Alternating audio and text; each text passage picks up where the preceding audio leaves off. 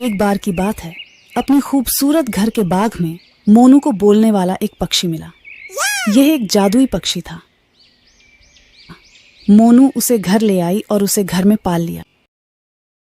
लेकिन मोनू का पति मनु पक्षियों को बहुत नापसंद करता था। मनु नाराज होकर कहता है, यह पक्षी, मैं इसे सहन नहीं कर सकता, इसे यहां से निकालो, नहीं तो मैं इसे मार दूंगा।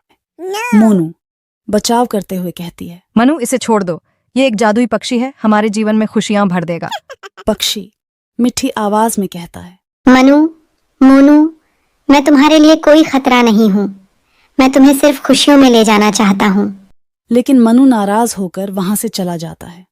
फिर मनु उस पक्षी को छुपकर मारने की कोशिश करता है, लेकिन पक्षी को मनु के मारने से पहले ही एहसास हो जाता है और वह बच जाता है। एक दिन मोनू घर से बाहर गई और पीछे से मनु ने सफलतापूर्वक उस पक्षी को मार डाला। मोनू लौटी और उसने पक्षी को देखा। मोनू बहुत रोई और फिर एक तांत्रिक उनके घर में प्रकट होता है और मनु को बताता है कि जिस पक्षी को आपने मार डाला है वह उनके पिछले जन्म की ही मोनू थी। मनु ने यह सुनकर दुखी हुआ।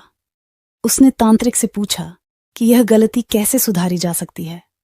तांत्रिक ने कहा कि उन्हें अपना खूबसूरत घर मुझे को देना होगा और उसके बदले में पक्षी को जीवित कर दूंगा।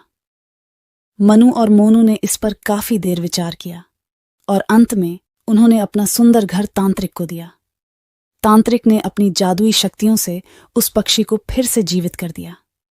पक्षी फिर से जीवित हो गया और मनु के कंधे पर बैठ गया और कहा, ये एक परीक्षा थी कि आप कितना बलिदान कर सकते हैं। तांत्रिक ने उनका घर उन्हें वापस दिया और गायब हो गया। मनु ने पक्षी और मोनू से माफी मांगी और अपनी गलती के लिए क्षमा प्राप्त की। मोनू ने कहा, यह दिखाता है कि आपने मुझसे मेरे पिछले जन्म में भी कितना प्यार किया है। फिर वे तीनों अपने सुंदर घर में खुशहाली से जीने लगे।